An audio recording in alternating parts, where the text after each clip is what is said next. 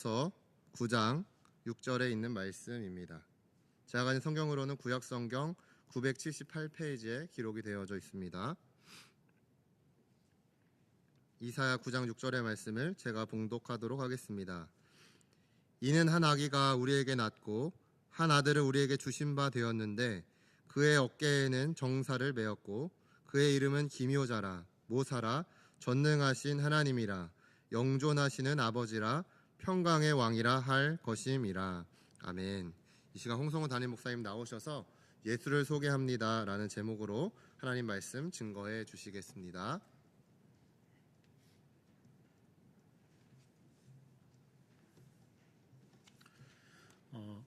오래 전에 베이비센터컴이라고 하는 회사에서 지난 20세기에 가장 괜찮고 좀 위대했던 아기 10명을 추천하게 되었습니다. 그래서 관심 있어 봤더니 사실 보고 나서 굉장히 후회를 했습니다. 좀 아쉬움이 남았기 때문입니다. 그러면서 이들이야말로 인구, 가족, 건강에서 전환점을 만든 장본인이라고 그렇게 이야기를 했습니다. 먼저 1992년도에 에버리 브라운이라고 하는 아기가 있었는데 이 아기는 결혼이 없는 가운데 출산한 법적으로 최초의 아기다라고 그렇게 이야기를 했습니다. 그러면서 이 아기가 위대한 것은 가족 제도를 갖다가 파괴했다는 의미에서 오늘 굉장히 특별한 아기다 그렇게 얘기를 했습니다. 그 다음 두 번째 베이비라고 하는 아기가 있는데 이 아기는 태어날 때부터 심장이 아주 안 좋았습니다. 그래서 이거로 고민을 하다가 원숭이 심장을 갖다가 이식을 하게 되었는데 성공을 했습니다. 그렇지만 3주 후에 이 아이가 죽습니다. 그럼에도 불구하고 어떤 인류 심장병의 어떤 그 발전의 획기적인 사건이라고 해서 이 아이가 입원을 차지하게 되었습니다. 그런가 하면 이 중국에 있는 한 아기가 태어났는데 이 아기는 10억 번째 아기였답니다. 인구의 10억 번째 아기였다고 그렇게 되어 있습니다. 그래서 특별하다고 얘기했는데 이름이 누군지도 알려주지 않았고 그뿐만 아니라 어디에 사는지도 일체히 언급하지 않았습니다. 어디 되었든 간에 10억 번째 태어났다고 그래가지고 중국에서 특별한 아기가 된 것입니다. 그 다음에 존 F 케네디 대통령의 아들이었다라고 얘기하는데 백악관에는 보통 할아버지들이 들어갑니다. 대통령이 됩니다. 근데 케네디 대통령은 아주 젊은 날에 대통령이 되어서 백악관에서 아이를 낳는데 그 아이가 바로 이 케네디 주니어입니다. 그래서 특별하기 때문에 이 아이도 위대하고 특별한 10번째 아이 가운데 하나라고 그렇게 이야기했던 것입니다. 그런데 여러분 저는 이것을 읽으면서 있죠. 그냥 한마디로 얘기해서 허했다. 한마디로 헛웃음이 나왔다라고 그렇게 이야기할 수 있습니다. 여러분도 들으면서 20세기 10대 아기 그렇게 얘기를 했지만 10대까지 들어갈 이유가 없다는 생각을 순간적으로 하게 될 것입니다. 근데 여러분 만약에 이 아이에 대해서 아무것도 아니고 허무하다는 생각을 하셨다면 제가 여러분에게 한 아기를 소개하기를 소원합니다. 성탄절의 주인공이라고 할 수 있는 아기 예수입니다. 이 아기 예수는 역사를 갖다가 구분했습니다. BC와 AD로 구분한 왕입니다. 뿐만 아니라 이 아기는 놀랍게도 우리 구속사에 있어서 획기적인 어떤 변화를 준 위대하신 아기라고 그렇게 이야기할 수 있습니다. 한마디로 얘기해서 한 사람의 인생의 운명을 바꾼 왕 아기다라고 이야기할 수 있는 것입니다. 이제 성탄을 얼마 후면 오게 되는데 오늘 성탄을 앞에 두고서 아기 예수 그가 누군지를 함께 고민해 보기를 소원합니다. 그러면 여러분 있죠. 아기 예수 그는 누구입니까? 첫 번째 전능하신 하나님입니다.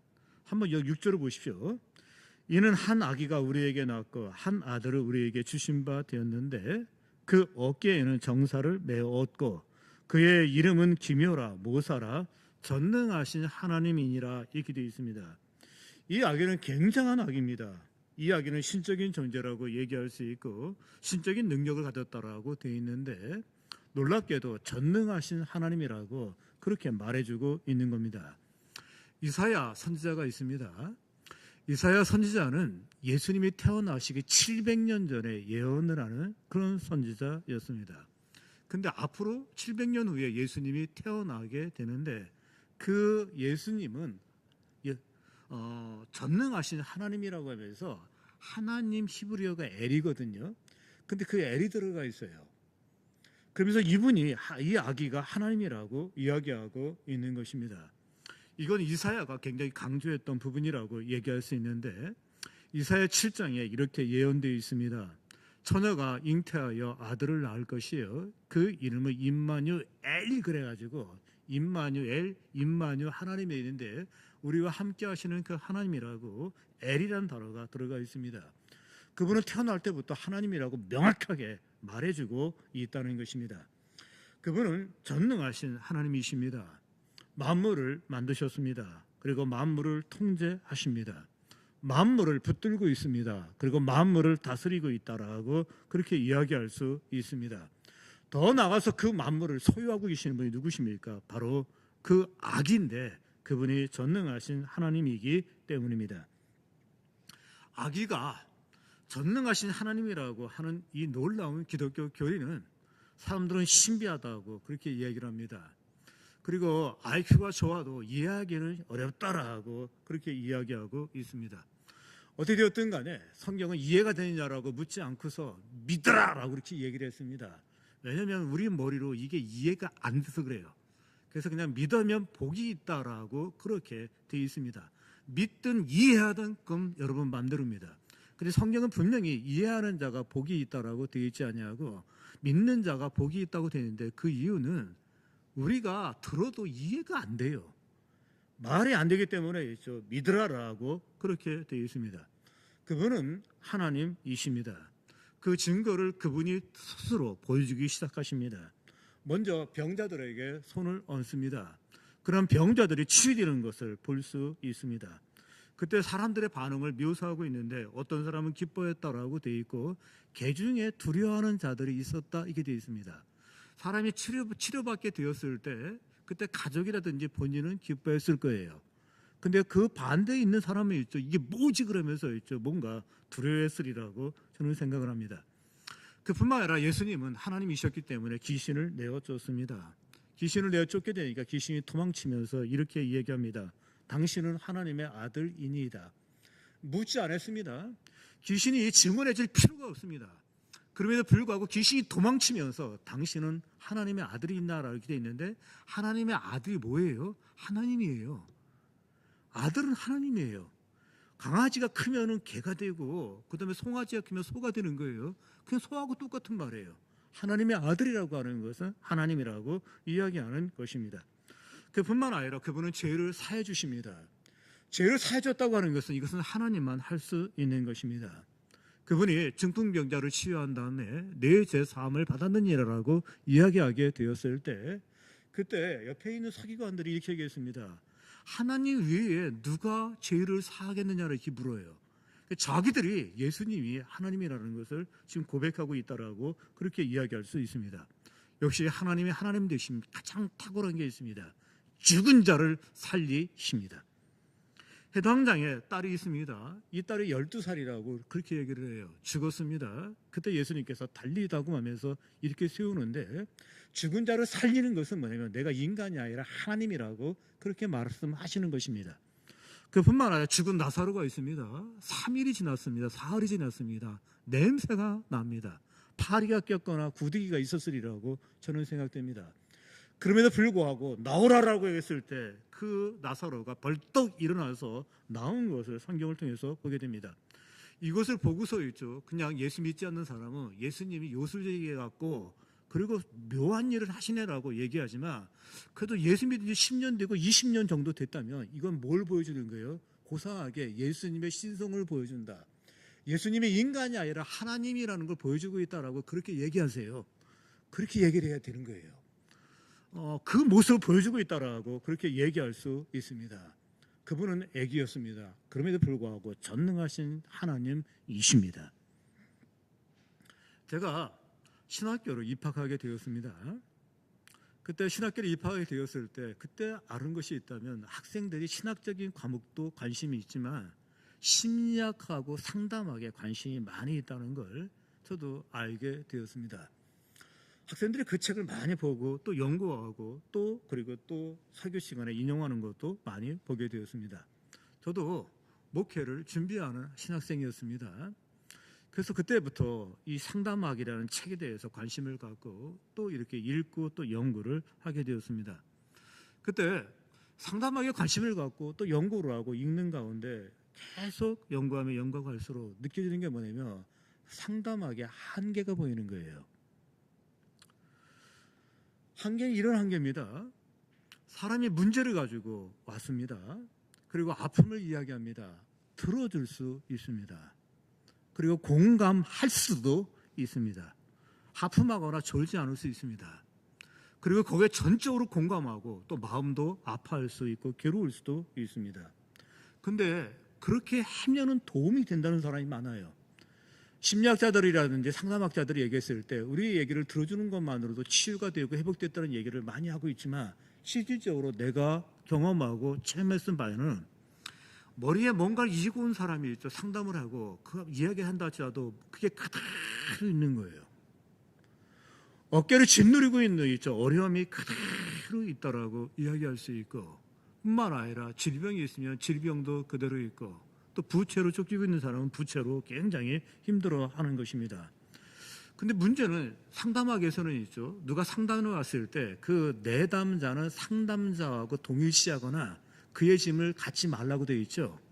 함께 뒤집어 쓰면 둘이 망하거나 정신병자가 되거나 뭔가 이상하게 되니까 그냥 상담은 상담으로 끝내라고 하면서 그걸 지지 말아라라고 그렇게 얘기를 하고 있습니다.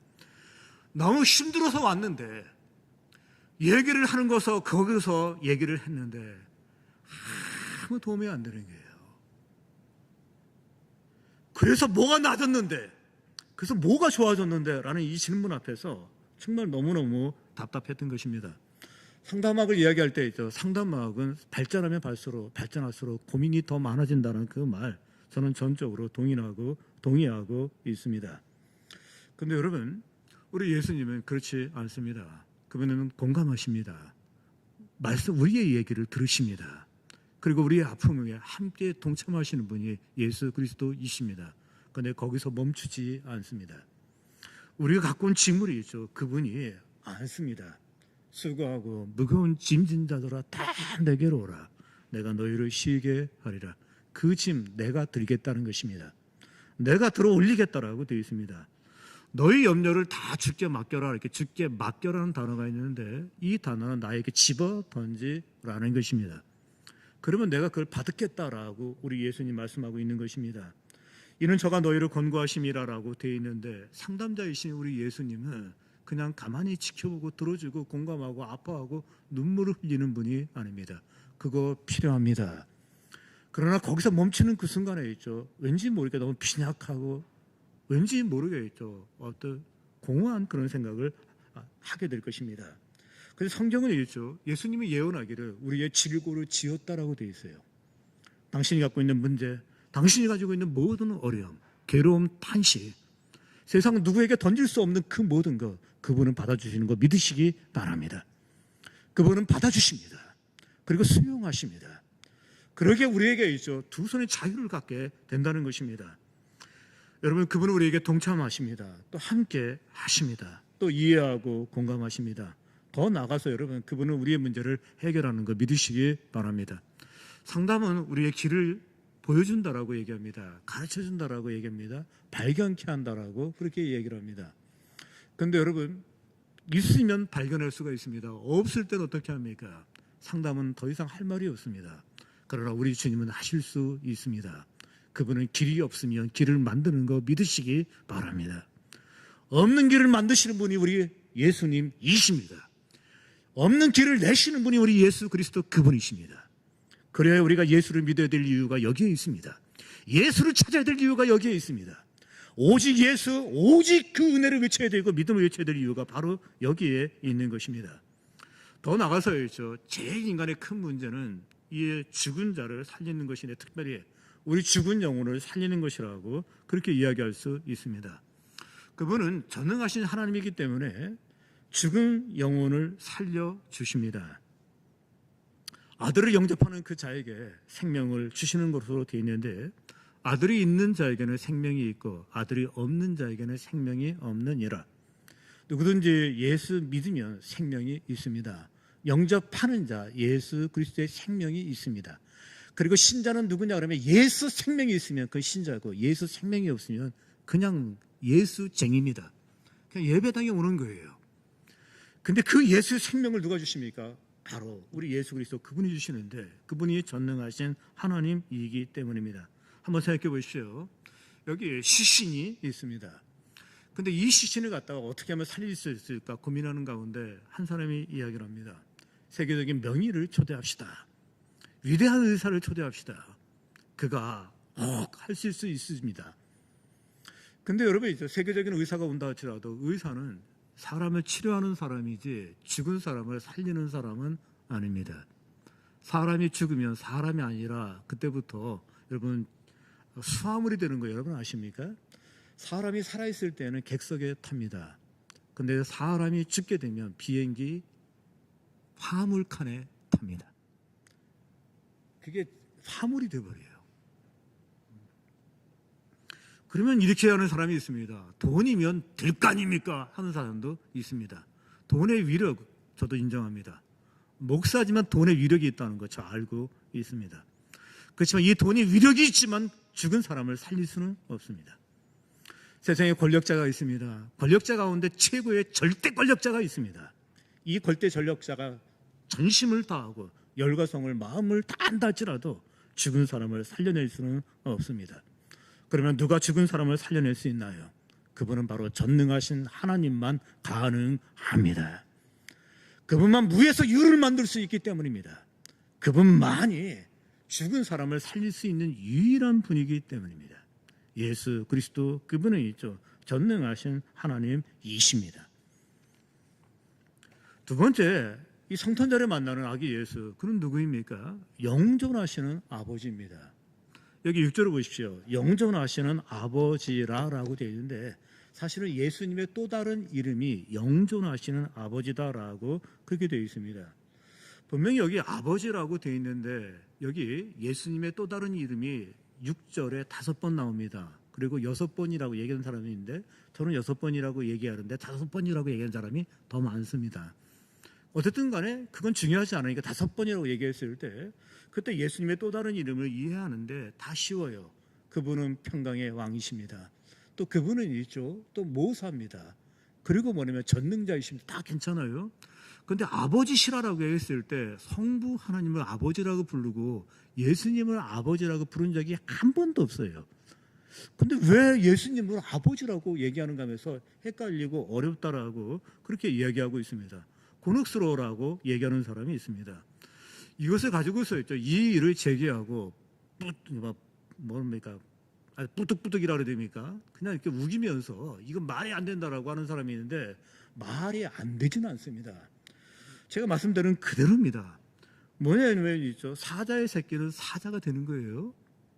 그리고 사람의 자식은 사람이 되는 거예요. 아버지의 자식은 나중에 사람이 되잖아요. 사람의 자식은 사람이 되는 거예요.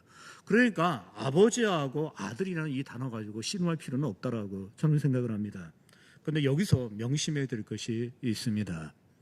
우리 예수님을 소개하면서 왜 예수님의 또 다른 이름을 영존하시는 아버지라고 이야기하냐는 겁니다. 이것은 삼위일체 교리를 갖다 강화시켜주기 위해서 말씀한 것이 아닙니다. 우리 예수님의 성품을 이야기한다라고 얘기할 수 있고 속성을 이야기한다라고 이야기할 수 있는데 우리 예수님의 속성 가운데 하나는 뭐냐면 아버지의 마음이에요.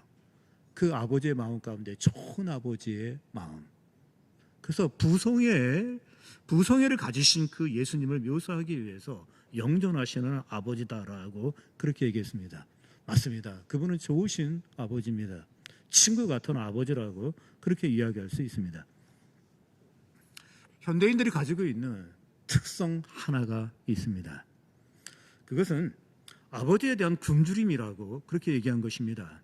이 프라우트 맥이라고 하는 이 심리학자가 있는데 이 사람이 이야기하기를 현대인들에게는 모두 공통적인 증상 가운데 하나가 아버지에 대한 굶주림이다. 그렇게 얘기를 했습니다. 그렇게 책을 썼어요. 모든 사람은 있죠. 참된 아버지, 그리고 기댈 수 있는 아버지, 자상한 아버지, 그리고 내 상처를 싸매줄 수 있는 아버지, 나를 참으로 도와줄 수 있는 아버지, 그리고 나를 공감하는 그 아버지를 갈구하고 희구한다라고 그렇게 얘기한 것입니다. 그거는 맞을 것 같아요. 혹시 여러분에게 묻겠습니다. 아버지하고 카톡 한 달에 한 번 하시나요? 혹시 1년에 2번 하신 분 여기 손 들어보세요. 목사님 한 번도 없는데요. 있습니다. 남 얘기 아니에요. 그럼 이게 뭔가라는 생각을 하게 됩니다. 소설에 비친 아버지도 있죠. 굉장히 제가 보기엔 잔인하게 소설가들이 아버지를 묘사하고 있다라고 저는 생각을 합니다. 들어보십시오. 어머니는 떠나가버린 아버지를 기다리고 있었고 나는 보이지 않는 아버지를 기다리고 있었다. 어머니는 당신만 간직하기 위해 아버지의 추억을 내게 말하지 않았고 나는 그런 어머니를 알지 못했기 때문에 나 혼자만의 아버지를 추억하려 애썼다. 이 소설의 한 부분인데요. 짐주영이라고 하는 유명한 소설가가 있습니다. 이분이 홍어라고 하는 소설을 써요. 그런데 그 내용이 어떤 내용이냐면은 외진 산골에 젊은 어머니 그리고 어린 아들, 아버지가 있었는데 이 아버지는 있죠. 젊은 날에 그 대포집에 어떤 아줌마하고 눈이 맞아가지고 그냥 밖으로 그냥 가출이 됩니까? 나가버린 거예요. 그런데 이 집에 부엌에 이렇게 설주 위에 홍어 아시죠? 홍어를 갖다가 이렇게 집으로 새끼줄 같은 거로 이렇게 다뤄놓은 겁니다. 빼싹 말았습니다. 홍어를 다뤄놓으면. 그리고 먼지가 꾀질꼬질하게 낍니다. 뿐만 아니라 옛날 부엌에는 불을 뗐기 때문에 연기가 거기에 착하게 배어 있다라고 얘기할 수 있는데 바짝 마르고 먼지에 쌓여 있고 그리고 연기에 덕지덕지 끼어 있는 그 홍어가 집 나간 아버지를 상징한다 이렇게 돼 있어요. 이상한 만큼 있죠. 아버지에 대해서 대한민국에 있는 모든 소설에 있죠. 하나의 모티브가 있는데 그 모티브가 뭐냐면 있죠. 아버지를 참 묘하게 그리는 거예요. 아버지가 없거나 있더라도 주변을 빙빙 돌고 그리고 역할이 미미한 아버지 부재의 가정을 그렇게 소설을 쓰고 있는데 소설가도 있죠. 자기의 경험을 쓰는 거예요. 그러다 보니까 소설의 제일 많은 내용은 가정 얘기입니다. 근데 가정을 얘기하는데 아버지가 없는 게 너무 많은 거예요. 이 정도가 아닙니다. 토스토예프스키의 그 소설 가운데 까라마초프라의 형제들이라고 하는 소설이 있습니다. 이 이게 발음도 잘 안 되네요. 토스토예프스키의 그 작품 가운데 최고의 작품이 까라마초프의 형제들이라고 얘기하는데 그 책을 보게 되면 인간이 징글징글한 게 어떤 존재인지를 보여줄 수 있고 또 하나는 러시아 상태가 어떤 상태였는지를 잘 보여준다라고 그렇게 이야기했습니다. 거기에 아버지가 등장합니다. 돈 뺏기 모릅니다. 그리고 있죠. 굉장히 허풍쟁이에요. 그리고 이상한 애만큼 또 여자는 또 너무 좋아해요. 얼마나 좋아했냐면 큰 아들의 애인하고 애인을 갖다가 이 좋아하는 일까지 벌어집니다. 물론 죽어요. 그리고 소설의 내용은 누가 죽였나 찾아가면서 있죠. 그 소설은 전개되는 걸 볼 수 있습니다. 이거에도 보면 있죠. 아버지 참 희한하다. 왜 이렇게 그렸을까? 혹시 아버지에 대한 갈망을 그런 식으로 묘사하지 않은 게 아닌가 하는 그런 생각도 합니다. 물론 저에게도 당신의 아버지는 어떤 사람이었습니까? 라고 묻는다면 우리 아버지는 기억이 없어요. 너무 일찍 죽어서. 그렇지만 저희 아버지는 죄는 없습니다. 죽고 싶어 죽은 건 아니니까요. 병이 생겨 죽은 건 어떻게 합니까? 너무 일찍 죽어서 저는 기억조차도 없어요. 다만 한 가지를 알고 있는데 어머니를 통해서 너희 아버지가 천안경찰서 승정생활하셨다라 그것 정도만 알고 있습니다. 오늘 이 자리에 오신 우리 청년회원 여러분, 이 맥이라고 하는 심리학자의 말대로 당신에게도 이상적인 아버지에 대한 갈망과 그리고 열망이 있으십니까? 부성에 대한 갈구가 여러분에게 있으십니까? 그렇다면 여러분에게 한 사람을 소개하기를 원합니다. 그의 이름은 바로 예수 그리스도이십니다. 그분은 영존하시는 아버지이십니다. 영존이라는 단어를 통해서 완벽하다는 걸 이야기하고 있습니다. 당신이 열망하고 기대하고 소원하고 있었던 그 아버지의 모습이 예수님에게서 찾을 수 있습니다. 제자들에게 예수님은 아버지 같았습니다. 그리고 친구 같은 아버지였습니다. 주님은 제자들과 함께했습니다. 걸으셨습니다. 대화하셨습니다. 그리고 그들의 이야기에 귀를 기울이셨습니다. 때로는 책망하셨습니다. 그리고 위로하셨습니다. 그리고 그 제자들의 마음을 이해하고 동정하셨습니다. 왜 예수님이 이 제자들에게 친구 같은 아버지가 되었는가? 그 이유는 간단합니다. 그분은 동정할 수 있는 힘이 있습니다. 우리의 연약함을 동정하지 못하실 이가 아니었는데 그분은 모든 걸 경험하셨고 또 우리의 마음을 경험해 아는데 우리가 경험하고 나만 경험한 거를 그분이 경험을 한 거예요. 먼저 그분은 있죠. 아기로 태어나셨습니다. 마구간에 태어나셨습니다. 우리가 보통 얘기하는 대로 낮고 천한 곳에 약한 사람, 부족한 사람, 그리고 천민을 속에서 태어나셔서 그는 천민을 이해하셔요. 근데 그분을 가리켜서 뭐라고 얘기하고 있습니까? 놀랍게도 만 백성의 구주라고 얘기해요. 그 만 백성 속에는 대통령도 들어갑니다. 그 만 백성 속에는 재벌의 총수도 들어갑니다.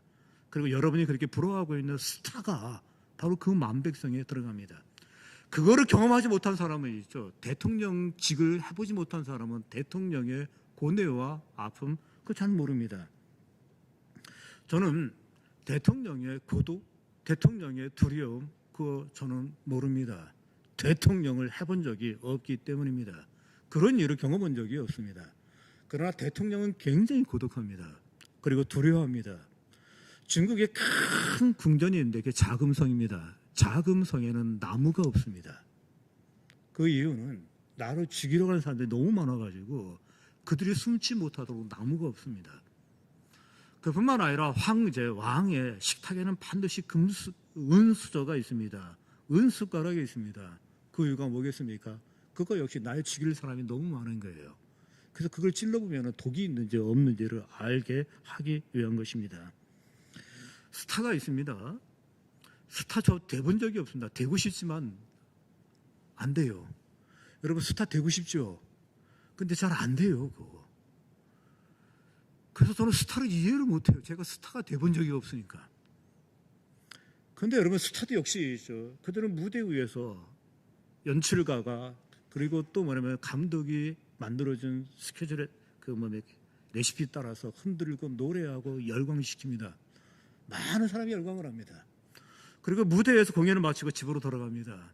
그때 찾아온 공허함이라든지 그리고 외로움이라든지 이걸 어떻게 묘사했냐면은 폐장한 해수욕장 같았다 이렇게 표현을 해요. 유명한 배우가 한 얘기입니다. 폐장. 해수욕장에 있죠. 열기가 있습니다. 젊음의 열기가 있고 뜨거움도 있고 멋있습니다.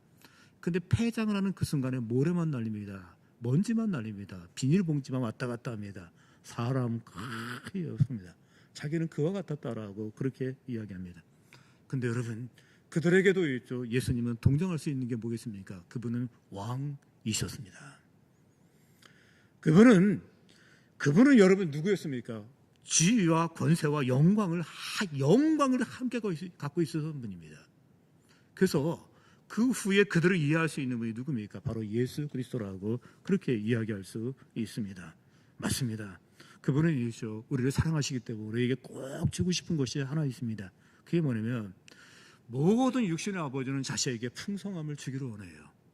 외적인 풍성, 내적인 풍성, 정신적인 풍성, 물질적인 풍성 그거 주고 싶어합니다. 없는 가정이요. 그리고 보따리 장사하고 있음에도 불구하고 제가 수학여행 간다면은 저희 어머니 너무 좋아하셨어요. 그리고 돈을 주시면서 있죠. 너 풍성한 어떤 꿈을 갖고 인생을 살으라고 그렇게 하셨어요.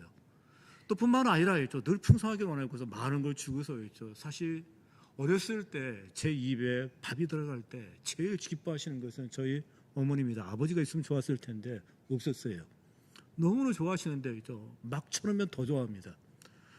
밥을 다 한 그릇 집어넣고 물을 들이키면 있죠. 그 꼴딱꼴딱 하는 소리를 그렇게 좋아하셨어요.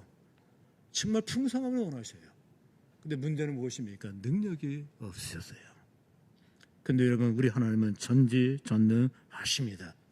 우리 예수님은 영존하시는 아버지이기 때문입니다. 도둑이 오는 것은 도둑질하고 죽이고 멸망시키는 것뿐이요. 도덕이 있습니다. 보이스 피싱범이 있습니다. 찾아오는 것은 도둑질하기 위한 겁니다. 또 하나는 뭐겠습니까? 뺏어가기 위한 것이고 또 하나 우리를 망하게 하기 위한 거예요. 잘못되면 망합니다.